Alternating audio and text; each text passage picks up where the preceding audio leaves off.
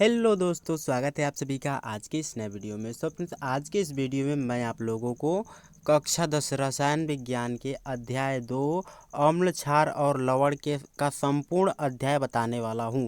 मतलब इस वीडियो में आपके केमिस्ट्री का अध्याय 2 पूरे तरीके से कंप्लीट हो जाएगा और उसके साथ विथ नोट्स, मतलब पूरे नोट्स के साथ। और इस वीडियो में मैं जिस नोट्स के पीपीटी से आपको बताऊंगा, यदि आप यही अपने कॉपी में सेम टू सेम आप लिख लेते हैं तो आपको नोट्स की कोई कमी नहीं होगी। मतलब आप मेरे ही नोट्स को अपने बोर्ड एग्जाम के लिए प्रिपेयर कर सकते हैं। और मैंने ये सभी पीपीटी किससे बनाई है, तो नोट से बनाई है। पहले वीडियो में आप देख ही चुके होंगे।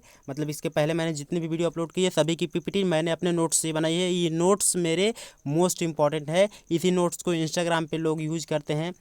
मिनिमम 1.5 लाख लोग मेरे इंस्टाग्राम से इस नोट को फॉलो करते हैं। तो आप लोग इस नोट से पढ़िए। मैं आपको गारंटी देता हूं कि एक भी क्वेश्चन आपके इस नोट से बाहर नहीं आएंगे। तो चलिए शुरू करते हैं आज का वीडियो और मैं आपको पूरा बताता हूं अम्ल क्षार और लवण की संपूर्ण अध्याय को। देखिए, यहाँ पे सबसे पहले हम लोग जान लेते हैं कि महत्वपूर्ण बिंदु में आज की इस वीडियो में क्या क्या चीज़ कवर करेंगे। उसके साथ है ये चैप्टर जो है वन शॉट के जैसे है। मैं लेक्चर वाइज नहीं कंप्लीट करता हूँ, एक ही लेक्चर में पूरा चैप्टर खत्म कर देता हूँ। आप वीडियो देखे होंगे पहले का, आपको पूरा अनुमान होगा। मैं एक ही लेक्चर में पूरा चैप्टर खत्म कर देता हूँ। तो आज की इस वीडियो में हम लोग क्या क्या चीज़ पढ़ेंगे। सबसे पहले पढ़ेंगे अम्ल क्या होता है, अम्ल की परिभाषा पढ़ेंगे एंड इसके प्रकार पढ़ेंगे कि अम्ल कितने प्रकार के होते हैं। एंड उसके बाद सेकेंड वाला टॉपिक क्या पढ़ेंगे कि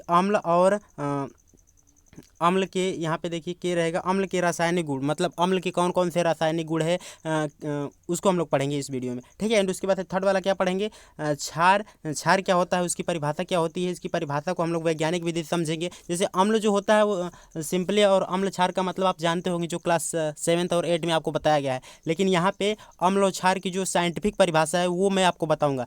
नॉर्मल तो बताऊँगा, उसके साथ साथ अम्ल और क्षार की साइंटिफिक परिभाषा क्या होती है वो भी मैं आपको बताऊँगा। एंड उसके बाद से क्षार के भौतिक गुण क्या है इसको भी मैं आपको बताऊंगा। एंड इस वीडियो का सबसे मोस्ट इंपॉर्टेंट पोर्शन, मतलब कि इस वीडियो का नहीं, इस वीडियो का जो पोर्शन है इसके छठवां वाले टॉपिक में है। देखिए, उसके साथ जो उदासीनीकरण अभिक्रिया है ये मोस्ट इंपॉर्टेंट है। हर साल आपके एग्जाम में 2 नंबर या 4 नंबर में एग्जाम्पल के साथ पूछी जाती है। आप पीवाईक्यू देख सकते हैं। एंड उसके बाद से पढ़ेंगे पीएच परिसर। पीएच परिसर क्या होता है, किस प्रकार से पीएच मान ज्ञात किया जाता है। एंड लास्ट वाला टॉपिक क्या है, ये मोस्ट इंपॉर्टेंट क्वेश्चन है जो आपके बोर्ड एग्जाम में कभी ना कभी हमेशा ही पूछा जाता है कि लवण और उसके साथ लवण में क्या है, विरंजक चूर्ण जी एक प्रकार का लवण है, जो बेकिंग सोडा एक प्रकार का लवण है, धावन सोडा ये भी क्या है, एक लवण होता है, ठीक है। तो इसका निर्माण पढ़ेंगे, इसके भौतिक गुण पढ़ेंगे और इसके रासायनिक गुण तथा उपयोग पढ़ेंगे। ये मोस्ट इंपॉर्टेंट है जो आपके एग्जाम में हमेशा पूछा जाता है, या तो विरंजक चूर्ण का, या तो धावन सोडा का, बेकिंग सोडा का, या तो धावन सोडा का। इसका निर्माण पूछ लेता है, या एमसीक्यू में तो इसके परमाणु भार भी पूछ लेते हैं कि विरंजक चूर्ण का रासायनिक सूत्र और इसका परमाणु भार बताइए। तो इस वीडियो में आपको पूरा एक एक टॉपिक में कवर करने वाला हूँ। तो वीडियो 25-30 मिनट की हो सकती है, तो आप पूरा वीडियो को वॉच करिएगा और एक एक टॉपिक को अच्छे से रिवाइज करते रहिएगा और नोट करते रहिएगा। मैं आपसे बोलूँगा कि आप एक एक टॉपिक को नोट्स करते रहिए, या वीडियो के डिस्क्रिप्शन में इसके पीडीएफ का लिंक मिल जाएगा, वहाँ से आप मैनेज कर सकते हैं, अच्छे से पढ़ सकते हैं। तो चलिए शुरू करते हैं। सबसे पहले दिया गया है अम्ल क्षार और लवण, अध्याय 2 है अम्ल क्षार और लवण, basic acid base and salt क्या होता है। सबसे पहले समझ लेते हैं कि अम्ल क्या होता है। तो अम्ल का जो सिंपल सा डिफिनीशन है वो क्या होता है, अम्ल जो होता है स्वाद में कैसा होता है। तो आप लोगों ने शुरू में ही पढ़ा होगा कि अम्ल जो होता है स्वाद में खट्टा होता है। कैसा होता है, अम्ल जो स्वाद में खट्टा होता है वही अम्ल कहलाता है। लेकिन ये तो हम लोग नॉर्मल परिभाषा पढ़ते हैं। अब समझते हैं इसकी साइंटिफिक जो परिभाषा है, जो केमिस्ट्री में है, इस यूज करते हैं हम लोग,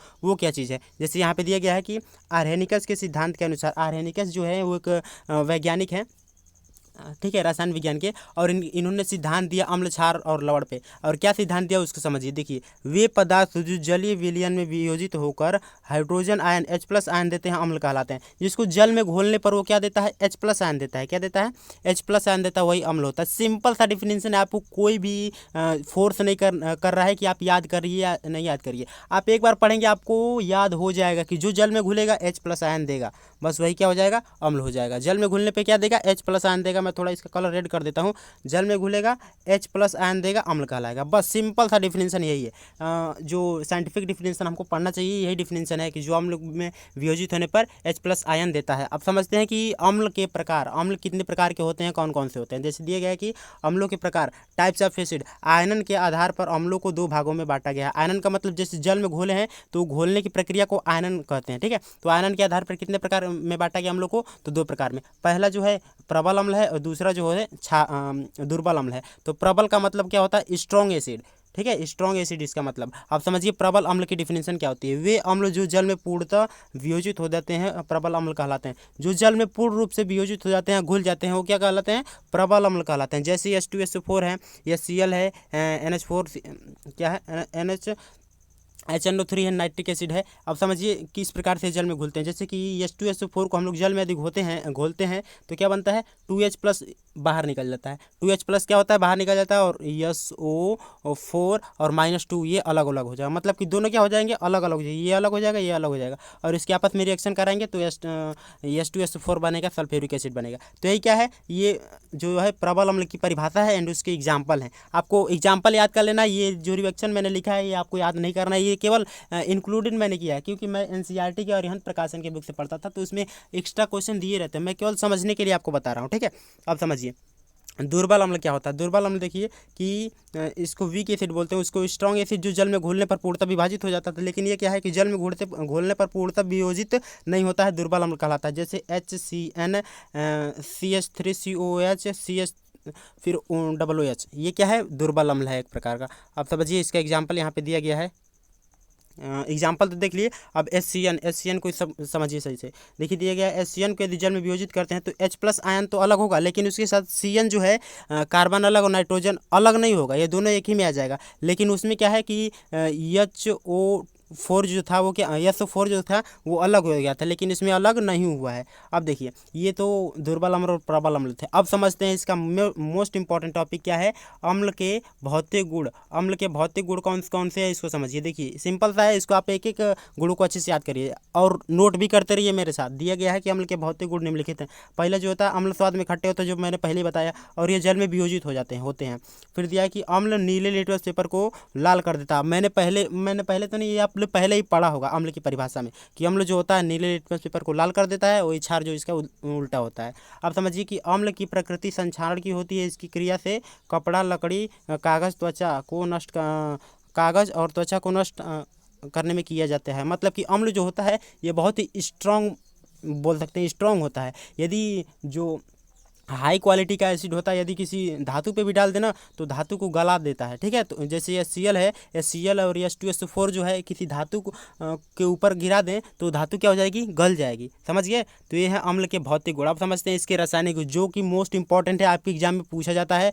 तो एक एक टॉपिक को अच्छे से समझिएगा। अब देखिए क्या चीज़ होता है इसके रासायनिक गुण में। केमिकल प्रॉपर्टीज ऑफ एसिड दिया गया है पहला में कि अम्ल किसी भी सक्रिय धातु जैसे Zn मतलब जिंक, सोडियम और मैग्नीशियम आदि से क्रिया करके H+ आयन देता है, H2 मुक्त करता है। अम्ल जो होता है किसी भी धातु से क्रिया करने के बाद से किसी भी धातु ने जो सक्रिय धातु होते हैं उससे क्रिया करने के बाद से H2 मुक्त करता है। जैसे यहाँ पे दिया गया कि Fe है, आयरन है, और HCl मतलब एसिड है, इसकी जब रिएक्शन कराए हैं तो FeCl अलग हो गया, फेरस क्लोराइड अलग, और H2 हाइड्रोजन गैस अलग हो गया। मतलब अम्ल जो होता है वो सक्रिय धातु से क्रिया करके H+ आयन अलग कर देता है। ठीक है, तो ये है इसके रासायनिक गुण। अब हम लोगों ने पढ़ लिया अम्ल पढ़ लिया, इसकी परिभाषा पढ़ लिया, इसके प्रकार पढ़ लिए, साथ ही साथ इसके भौतिक गुण और रासायनिक गुण भी पढ़ लिया। अब समझते हैं क्षारक क्या होता है।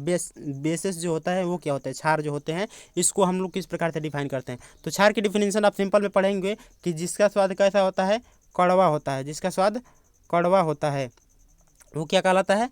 क्षार कहलाता है। जिसका स्वाद कड़वा होता है अम्ल, जिसका स्वाद खट्टा होता है। ठीक है, तो अब क्षार की डिफिनेशन समझिए। यहाँ पे दिया गया है, जो सिंपल भाषा में दिया है वो क्या है कि वे पदार्थ जो स्वाद में कड़वा या तीक्ष्ण होते हैं क्षारक कहलाते हैं। अब साइंटिफिक डिफिनेशन देखते हैं इसमें क्या चीज़ है। देखिए जिस प्रकार से अम्ल में था साइंटिफिक डिफिनेशन, उसमें H+ आयन देता था, तो इसी प्रकार से सेम इसमें क्या देता है। अब इसको समझिए। दिया है कि आर्हेनिकस के सिद्धांत के अनुसार वे पदार्थ जल में वियोजित होकर OH- आयन देते हैं। क्या देते हैं? OH- आयन मतलब हाइड्रोक्साइड माइनस आयन देते हैं। ये क्या होते हैं? क्षारक होते हैं। बस यही इसका सिंपल सा साइंटिफिक डिफिनेशन है। अम्ल में H+ आयन और क्षारक में OH- आयन। ठीक है, उसमें प्लस था इसमें माइनस है। देखिए अब देखते हैं इसके प्रकारों को। ये दिया गया है कि वे भी दो प्रकार के होते हैं, मतलब क्षारक भी दो प्रकार के होते हैं। कौन कौन से? एक होता है प्रबल क्षारक और एक होता है दुर्बल क्षारक। जिस प्रकार से अम्ल के दो प्रकार थे उसी तरह क्षारक के भी दो प्रकार होते हैं। अब देखिए नेक्स्ट टॉपिक जो है इसको समझते हैं। क्षारक के भौतिक गुण। क्षारक के भौतिक गुण जिस प्रकार से अम्ल के भौतिक गुण थे कि स्वाद में खट्टा होता है, नीले न्यूज़पेपर को लाल कर देता है, उसी तरह क्षार के भी भौतिक गुण है। क्या क्या चीज़ें? सबसे पहले दिया गया कि क्षार जो होता है स्वाद में तीखे अथवा कड़वे होते हैं, ये मोस्ट इंपॉर्टेंट है, पहला याद कर लीजिए। दूसरा दिया गया कि क्षार लाल लिटमस पेपर को नीला कर देता है, और इसके उल्टा जो था वो अम्ल था, वो नीले लिटमस पेपर को लाल कर देता है, ये लाल को नीला कर देता है। एंड उसके साथ दिया गया है तीसरा वाला कि क्षारक को स्पर्श करने पे वे साबुन के जैसे समान चिकने होते हैं, साबुन के समान चिकने होते हैं। जिस प्रकार साबुन चिकना होता है सेम उसी प्रकार से जो क्षारक होते हैं वो भी चिकने होते हैं। अब समझिए मोस्ट इंपॉर्टेंट टॉपिक में जो मैंने आपको बताया था, क्या चीज़ है कि अम्ल और क्षारकों के बीच अभिक्रिया तथा इसके दौरान उदासीनीकरण अभिक्रिया।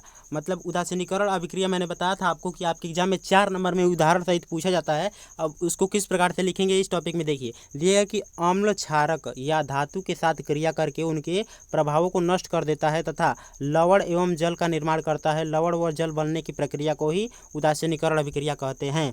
मतलब कि अम्ल और क्षारक की अभिक्रिया जब आपस में कराई जाती है तो उन दोनों का प्रभाव क्या होता है? नष्ट हो जाता है। न अम्ल का प्रभाव बचता है, न ही क्षारक का प्रभाव बचता है, न ही जो बनने के बाद जो यौगिक बनता है न ही अम्लीय होता है और न ही क्षारीय होता है। तो इससे दो चीज़ बनता है। क्या चीज़ बनता है? एक तो लवण बनता है और दूसरा जल बनता है। बस यही लवण और जल बनने की प्रक्रिया को ही क्या बोलते हैं? उदासीनीकरण अभिक्रिया बोलते हैं। मतलब कि अम्ल और क्षारक की जब आपस में क्रिया कराई जाती है तो दोनों का प्रभाव आपस में नष्ट हो जाता है। नष्ट होने के प्रकार के बाद लवण और जल बनता है। बस यही लवण और जल बनने की प्रक्रिया को ही क्या बोलते हैं हम लोग? उदासीनीकरण अभिक्रिया बोलते हैं। यही था टॉपिक, ठीक है। तो आप अच्छे से समझ लिए होंगे। अब चलिए नेक्स्ट देखते हैं। इसका एग्जांपल क्या है? जैसे कि HCl। HCl क्या है? एक हाइड्रोक्लोरिक एसिड है। फिर NaOH मतलब कि सोडियम हाइड्रोक्साइड, मतलब ये क्या है? एक क्षारक है। इसकी जब आपस में क्रिया कराई जाए तो NaCl मतलब नमक बना। क्या बना? नमक। नमक का फार्मूला याद कर लीजिए, आपको याद ही होगा। उसके बाद क्या बचा? जल बना। मतलब कि लवण और जल बना। लवण और जल बन गया, मतलब इसमें जो लवण है वो क्या है? नमक है, और जल जो है H2O है। मतलब समझ गए ना कि लवण और जल बनता है, यही क्या होता है? उदासीनीकरण अभिक्रिया होती है। और उसी तरह यहाँ पे देखिए कुछ इंपॉर्टेंट पॉइंट आपको MCQ के लिए मैं आपको बता देता हूँ। यहाँ पे दिए गया कि प्रयोगशाला में निर्मित सूचक को संश्लेषित सूचक बोलते हैं। मतलब कि जो संश्लेषित सूचक होता है उसको क्या चीज़ होता है? उसकी डिफिनेशन क्या होती है? तो जो प्रयोगशाला में बनता है वो संश्लेषित सूचक होता है। और एक होता है प्राकृतिक सूचक जो कि प्राकृतिक द्वारा मिलता है, जैसे कि फिनाप्थेलिन है, फिर मेथिल ऑरेंज है इत्यादि। ये सभी क्या है? संश्लेषित सूचक हैं, ठीक है।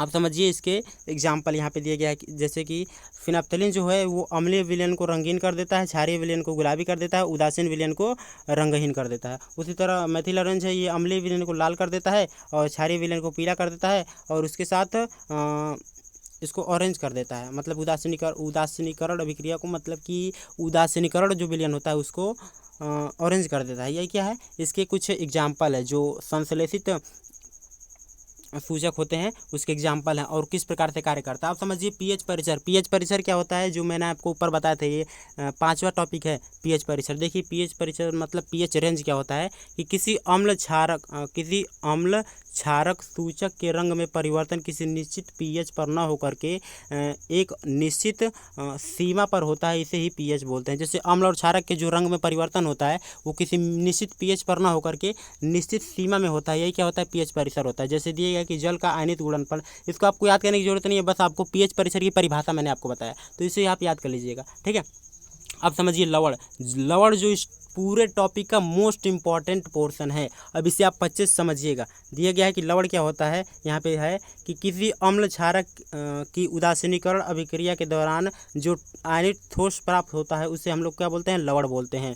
तथा इससे जल भी बनता है। मतलब अभी उदासीनीकरण अभिक्रिया ऊपर बताया, उसमें दो चीज़ बनते थे, एक लवण और एक जल। तो वही जो लवण होता है उसी चीज़ को यहाँ पे बताया गया कि लवण किस प्रकार से बनता है। तो उदासीनीकरण अभिक्रिया के दौरान जो आयनित ठोस प्राप्त होता है उसे लवण बोलते हैं, मतलब साल्ट बोलते हैं। जैसे नमक बना था वहाँ पे जल बना था, तो यही है लवण की डिफिनेशन। अब जैसे एग्जांपल में दे दिया NaCl और NaOH, मैंने अभी ऊपर बताया। अब देखिए लवण के कुछ मोस्ट इंपॉर्टेंट एग्जांपल है जिसका एमसीक्यू में भी और राइटिंग क्वेश्चन में भी किसी न किसी रूप में आपके एग्जाम में पूछा जाता है, तो आप इसे अच्छे से समझिएगा। दिया सबसे पहले दिया कास्टिक सोडा। कास्टिक सोडा क्या होता है कि सोडियम क्लोराइड के जलीय विलयन में विद्युत धारा प्रवाहित करने पर यह विभोजित होकर हाइड्रोक्साइड उत्पन्न करती है। इस प्रक्रिया को ही क्लोरोक्षार अभिक्रिया बोलते हैं। मतलब कि सोडियम सोडियम क्लोराइड होता है, इसको इसके ऊपर जब जलीय विलयन प्रभावित करते हैं तो ये सोडियम हाइड्रोक्साइड में क्या हो जाता है, सोडियम हाइड्रोक्साइड उत्पन्न करता है, और इसी प्रक्रिया को क्लोरोक्षार प्रक्रिया बोलते हैं। जैसे 2NaCl, मतलब कि सोडियम क्लोराइड है और इसमें H2O की उपस्थिति में क्या प्रवाहित करेंगे, जलीय विलयन में इसके विद्युत धारा प्रवाहित करेंगे, तो क्या बनेगा, NaOH सोडियम हाइड्रोक्साइड, मतलब इसे बोलते हैं हम लोग कास्टिक सोडा। और उसके बाद क्लोरीन और उसके बाद से H2 हाइड्रोजन गैस अलग हो जाएगी। समझ गए, यही क्या है, सोडियम क्लोराइड का निर्माण की विधि है। इसी प्रकार से सोडियम क्लोराइड का निर्माण कास्टिक सोडा का निर्माण होता है, सोडियम हाइड्रोक्साइड का निर्माण होता है। अब नेक्स्ट समझिए कास्टिक सोडा का उपयोग किस प्रकार से करते हैं। कास्टिक सोडा का उपयोग जैसे दिया कास्टिक सोडा के निम्नलिखित उपयोग है। पहला दिया गया है कि इसको साबुन बनाने के रूप में उपयोग किया जाता है। इसके चौथे चैप्टर में पढ़ेंगे ना कार्बनिक यौगिक, तो उसमें बताया जाएगा आपको कि साबुन का निर्माण किस प्रकार से होता है। एंड उसके बाद से कृत्रिम वस्त्र, रेशे और कागज के शोधन तथा रंगकों तथा विरंजकों के निर्माण में इसका प्रयोग किया जाता है। जो कास्टिक सोडा है इसका उपयोग अलग अलग रूपों में किया जाता है। तेल के रूप में, तेल शोधन के रूप में भी किया जाता है। अब देखिए जो विरंजक चूल्हे अर्थात ब्लीचिंग पाउडर है, ये तो मोस्ट इंपॉर्टेंट बोल सकते हैं, इस पूरे चैप्टर का मोस्ट इंपॉर्टेंट टॉपिक है। इसे आप अच्छे समझिएगा क्योंकि इससे MCQ में भी बनते हैं, 2 नंबर के भी क्वेश्चन बनते हैं, 4 नंबर के भी क्वेश्चन बनते हैं। इसके रासायनिक गुण भी अलग पूछ लिए जाते हैं, उसके भौतिक गुण भी अलग पूछ लिए जाते हैं। तो इससे आप अच्छे समझिए। दिया गया है कि विरंजक चूड़े होता क्या है। सबसे पहले यहाँ पे जो टॉपिक्स दिए गए इस फॉर्मेट को अच्छे समझ लीजिए। यदि पूछ ले आपसे विरंजक चूड़े के निर्माण की विधि का वर्णन कीजिए, तो आप किस प्रकार से लिखेंगे। सबसे पहले लिखेंगे विरंजक चूड़े का नाम क्या है, उसका रासायनिक नाम क्या है। तो कैल्शियम ऑक्सो हाइपोक्लोरस या कैल्शियम ऑक्सोक्लोराइड, कैल्शियम ऑक्सो हाइपोक्लोराइड बोल सकते हैं या कैल्शियम ऑक्सोक्लोराइड बोल सकते हैं। इसके 2 नाम है। और उसके साथ इसका सामान्य नाम क्या है, तो विरंजक चूड़ा अर्थात ब्लीचिंग पाउडर। इसका अणु सूत्र कितना होता है, अणु सूत्र क्या होता है, तो CaOCl2 होता है। एंड उसके साथ अणुभार मतलब कि इसका एटॉमिक मास कितना होता है, तो 127 होता है। किस प्रकार ज्ञात हुआ, तो कैल्शियम का एटॉमिक मास और ऑक्सीजन का एटॉमिक मास और क्लोरीन का एटॉमिक मास निकाल के इनको ऐड किया गया, तो इसका एटॉमिक मास आ गया कितना, 127, मतलब 127। ठीक है। अब समझते हैं कि विरंजक चूड़े के निर्माण की विधि। विरंजक चूड़े का निर्माण किस प्रकार से होता है, इसको समझिए। यहाँ पे दिया गया कि विरंजक चूड़े के निर्माण में शुष्क बुझे हुए चूने पर क्लोरीन की क्रिया के द्वारा होता है। विरंजक चूड़े का जो निर्माण होता है वो शुष्क बुझे हुए चूने के ऊपर क्लोरीन की क्रिया कराई जाती है, तब होता है विरंजक चूड़े का निर्माण। जैसे यहाँ पे दिया गया कि कैल्शियम हाइड्रोक्साइड, मतलब कि ये चूना है, बुझा हुआ चूना, शुष्क बुझा हुआ चूना। एंड उसके साथ इसके ऊपर क्लोरीन की अभिक्रिया कराई जाए, तब ये क्या बनता है, विरंजक चूड़, कैल्शियम ऑक्सोक्लोराइड CaOCl2, उसके बाद से H2O। बस इसी प्रक्रिया के द्वारा हो जाता है विरंजक चूड़ का निर्माण अर्थात ब्लीचिंग पाउडर का निर्माण। तो इसी क्रिया को आप अपने एग्जाम में छाप दीजिएगा, कोई आपका 1 नंबर नहीं काट पाएगा, मैं पूरी गारंटी देता हूँ।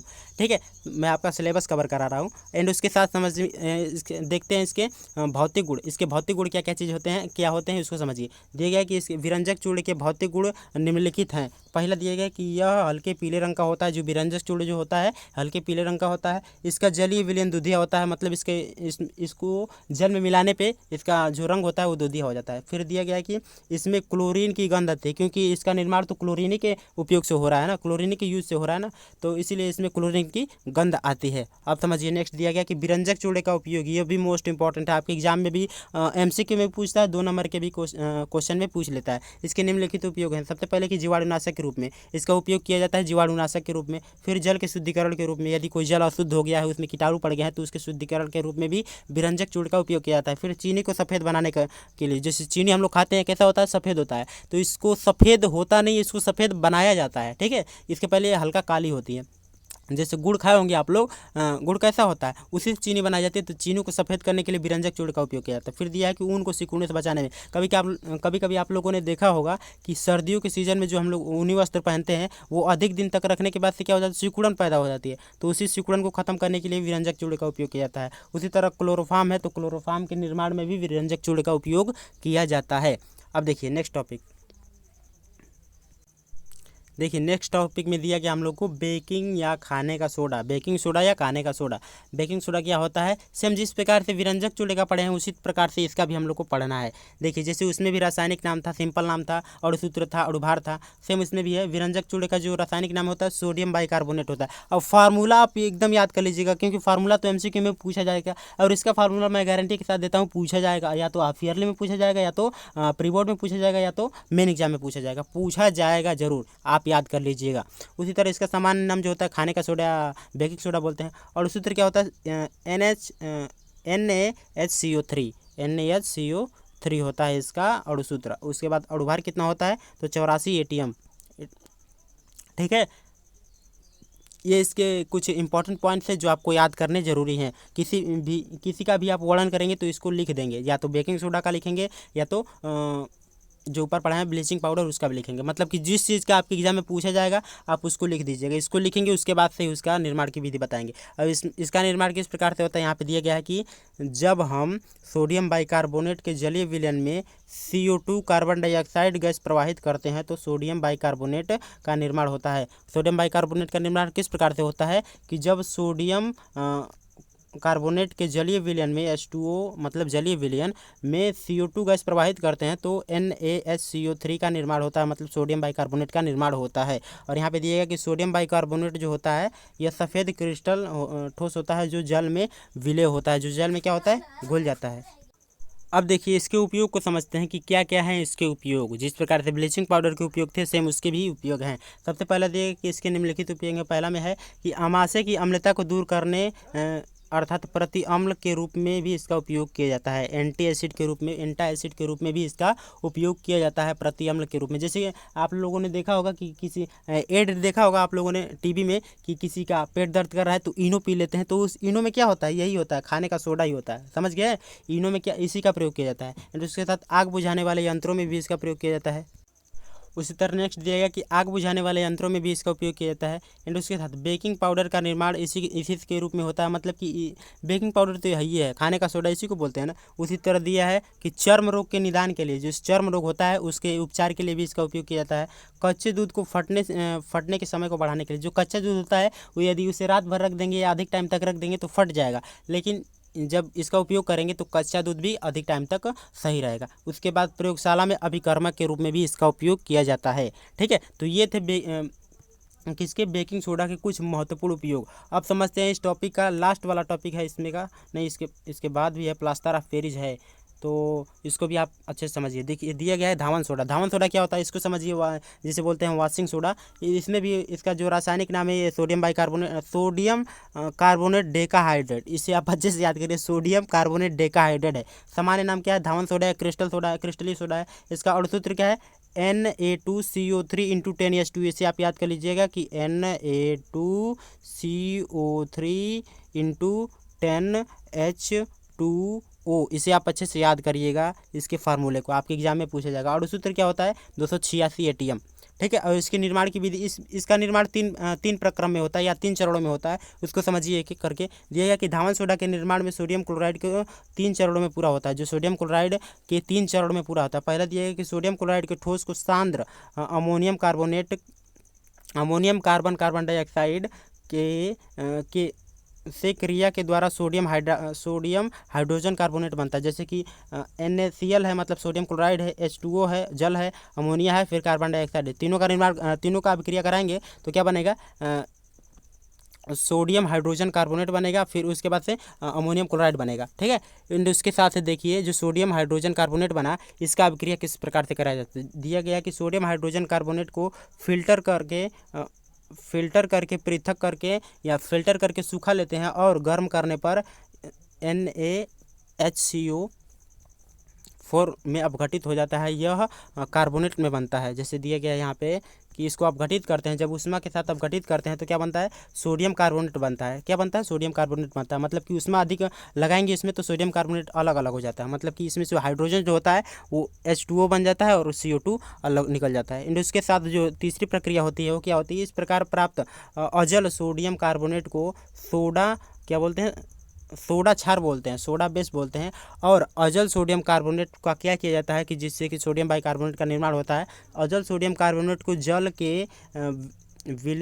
में विलय किया जाता है तथा जल के 10 अणुओं के युक्त धावन सोडा को प्राप्त करने के लिए किया जाता है। मतलब कि इसका निर्माण अब किस प्रकार से होता है, यहाँ पे देखिए कि सोडियम कार्बोनेट है और इसमें 10H2O है, मतलब कि 10 अणु की जल के 10 अणु की अभिक्रिया कराते हैं, तब बनता है क्या बनता है Na2CO3 into 10H2O sodium bicarbonate. यहाँ पे देख लीजिए Na2CO3 इंटू 10H2O, तब जाके बनता है सोडियम बाइकार्बोनेट। ठीक है, अब इसको देखते हैं इसके भौतिक गुणों के। इसके भौतिक गुण भी इंपॉर्टेंट है। जिस प्रकार से ब्लीचिंग पाउडर के थे ब्लीचिंग पाउडर के थे, बेकिंग सोडा के थे, सेम उसी प्रकार से इसके भी हैं।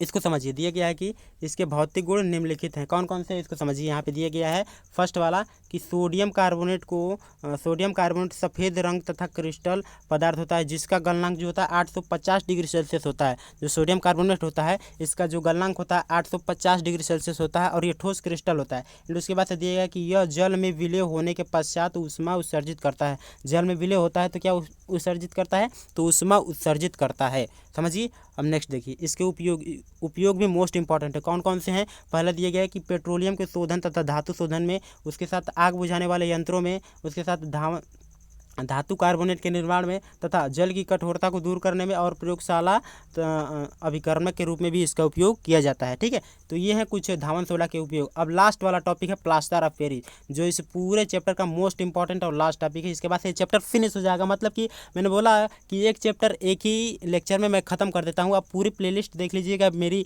प्रोफाइल खोल के देख लीजिएगा, एक चैप्टर एक ही वीडियो में ख़त्म।